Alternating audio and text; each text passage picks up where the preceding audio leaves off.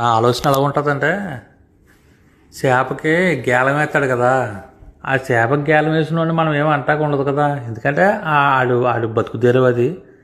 ఏదో రకంగా చేపను పట్టుకోవాలి, అందుకని ఆడు వేస్తాడు. అది ఈ చేపలే తెలుసుకోవాలి, అంటే ఇక్కడ ఎందుకు ఉంది, ఇది ఇలా నీటిలో ఉండే వస్తువు కాదు కదా అని అయ్యే కొంచెం జాగ్రత్తగా ఉండి ఈ గేలన కరవకుండా ఉంటే అది బతికి ఇంటికి వెళ్తుంది. సో మనుషులు కూడా అంతే. అది మోసం చేసేవాడు అని చెప్పి బాధపడతాం కాదు. ఎందుకంటే మోసం చేసేవాడు ఎవడైనా సరే వాడు ఆ పనుల్లో ఉంటాడు. వాళ్ళు ఎవడ మోసం చేద్దామా, ఎవడ దొరుకుతాడని చూస్తాడు.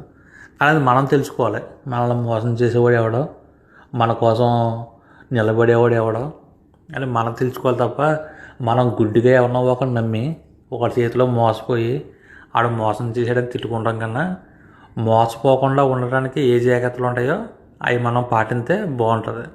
ముందు